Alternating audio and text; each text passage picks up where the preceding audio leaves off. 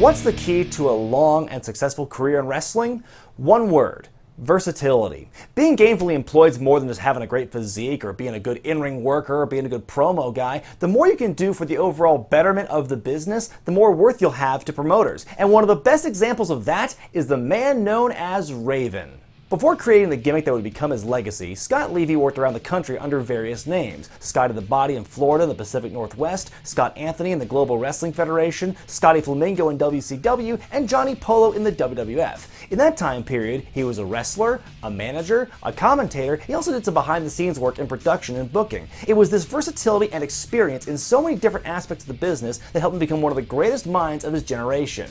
In 1994, Levy left the WWF to pursue more opportunities as a wrestler, debuting in ECW as Raven, a dark, brooding grunge character that remains the most memorable gimmick of his career. During his time in the Land of Extreme, he was known for his amazing promos, his emotional and bloody feuds with guys like Sandman and Tommy Dreamer, and for almost driving Kurt Angle out of pro wrestling entirely.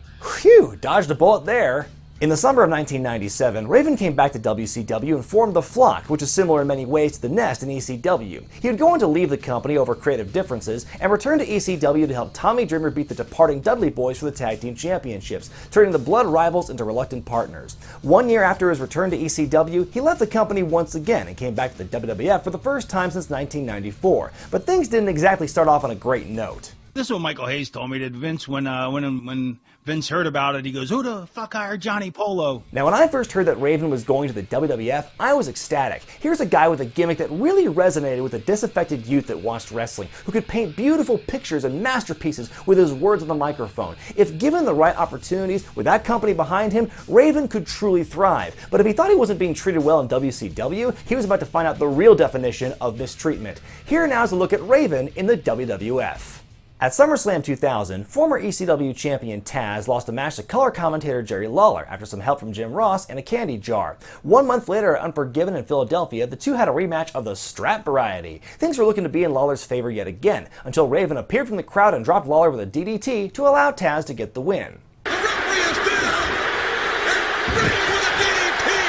As I mentioned way back in my review on Taz's time in WWE, this was not a good look for the human suplex machine. The guy came in like a badass at the Rumble that year, but I feel like this feud with Lawler really negatively defined his heel run. First losing to a pair of announcers at SummerSlam, and only being able to beat Lawler in the rematch with outside help really undid everything that made his debut so perfect.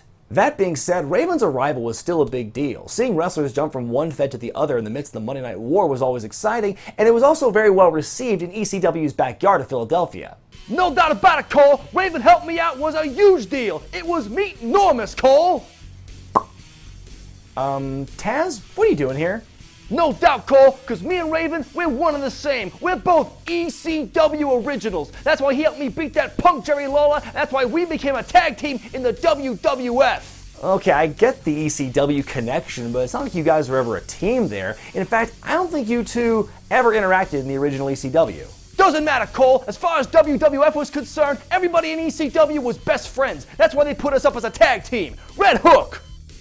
Unforgiven would prove to be one of Taz's last key victories in the WWF, as he and Raven would team up for the rest of the year before going their separate ways. While on his own, Raven entered the hardcore division. Well, duh, I mean, come on, Raven's an ECW guy. What else do those guys know except for hardcore matches? That's all ECW was, just weapons and blood. No, be gone. Raven always came out with his shopping cart full of toys, which must have been a huge pain in the ass to get to the airport. He won his first hardcore championship against Steve Blackman in December of 2000, the first of what would become a record-shattering 27 reigns of the title. The 24/7 rule. Sure made house shows more interesting at the time. Around this time, Raven would win matches with the help of a woman dressed head to toe in black. She was known as the Black Ninja, this in spite of the fact that never once did she display anything remotely ninja-esque.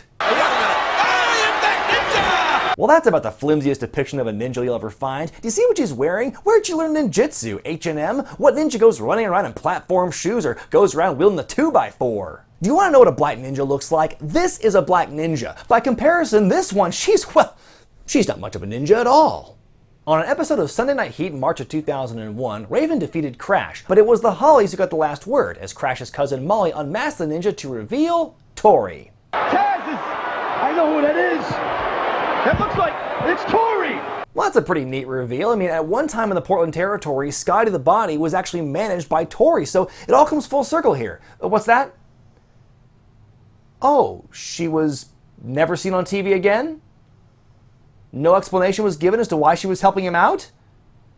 She was cut later that year? Well, that was worth it.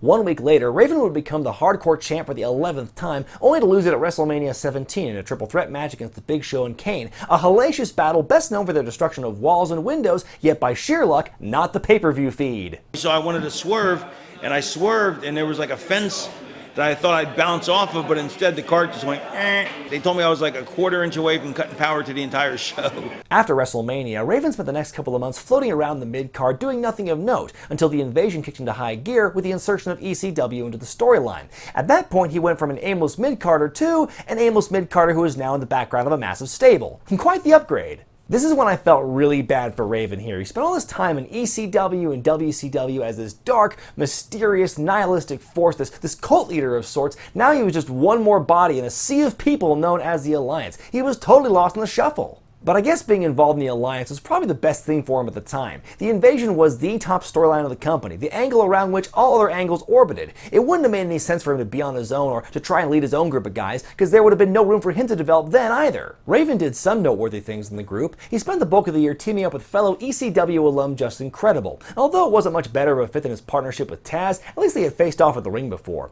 He also got a line in during the Alliance's tribute to Stone Cold. A beautiful face that has no shame. No shame! But the biggest singles feud he had during the Invasion was against Perry Saturn, the former member of the Radicals, who by this point had become infatuated with a mop. Younger fans might laugh, but this was one of the most popular things they've ever done.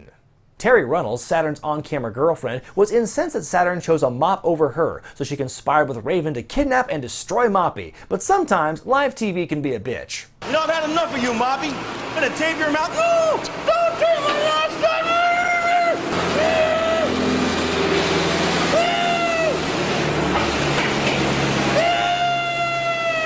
You know what? This is my favorite Raven moment in WWE. There he is standing next to a mop that's tied to a log. He tries to push it into the wood chipper, but it's jammed, and he just shrugs because he doesn't know what to do from here, so he keeps talking in that squeaky Mr. Bill voice until it finally starts working.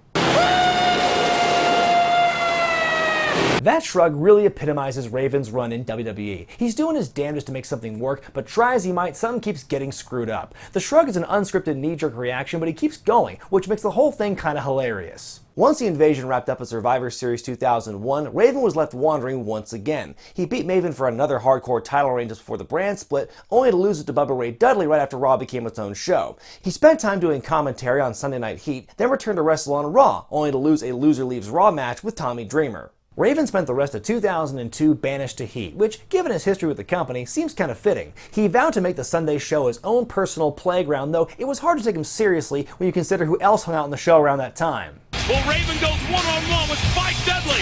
Oh, baby! That's later tonight. Coach, that is not a matchup that elicits an "oh, baby." In one of the biggest what-ifs at the time, Raven was planning on taking that whole personal playground thing to the next level, beginning a storyline of his own creation. It was loosely inspired by the film Seven, and no, I don't mean he was looking into kids' windows with Uncle Fester makeup on. It began with Raven denouncing the depravity that had consumed society and WWE. He promised he'd make a statement over the next several weeks that would expose everyone for the hypocrites they were. His plan began by paying a man $500 to eat a sandwich that Raven had stepped on with his dirty bare foot to symbolize greed. It was kind of a blend of Ted DiBiase, Tiger Ali Singh, and Sean O'Hare's Devil's Advocate gimmick. You're just like everyone else out there who thinks you're above reproach. You're a hypocrite and you're a sinner. That man would go on to become Gene Snitsky. That was a joke. That was a joke. Please don't correct me in the comment section over it. So with one of the deadly sins down, the pieces were in place to start knocking down the other ones, right? Well, not so much. We may never know what the endgame was going to be, since Raven himself has kept it a secret all these years, but his 7 deadly sins angle on Heat was quickly dropped, due to what may have been a lack of fan interest. Maybe you shouldn't have opened with the foot sandwich? By January of 2003, Raven found himself back on Monday Night Raw, but would end up being released from the company 1 week after losing a Royal Rumble qualifying match to Jeff Hardy. He would show up in TNA just 2 days later because he never signed the 90-day no-compete clause, and he also appeared in Ring of Honor. It's safe to say he did much better in those places. So what befell Raven in WWE? He had a unique look, he was great at talking, and he was one of the best creative minds the business had seen. There was just one problem. For some reason, whatever reason, maybe Pat and Bruce just hated me. Yes, apparently back when he was Johnny Polo, some of Vince's top-ranking officials were left with a bad taste in their mouths, so to say they were less than receptive to his return in 2000 is an understatement. It probably goes a long way in explaining why he was never given a fair shake.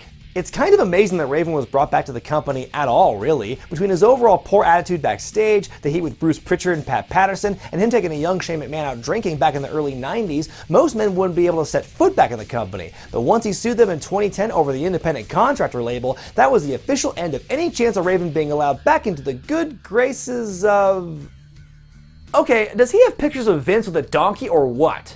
Yeah, it shows what you know, Cole. You think you know everything, but you're just a punk-ass fan. You sit there on your couch and try to be funny at our expense. You have no idea how hard it is to do what these wrestlers do, Cole. Okay, 1, my name is Brian. 2, this is a chair. 3, give me credit for trying. And 4, if I'm just some know-nothing fan, which I'm not, what do you care what I think? Are you still mad about that video I did of you? Hey, that's beside the point. Just what the hell do you think you're doing wearing my colors? That's my IP. Do you own the color orange? Soup bones, ham hocks, yam bags, TNA, what's that? I'll choke your ass out. Taz show. I'm out of here, Cole.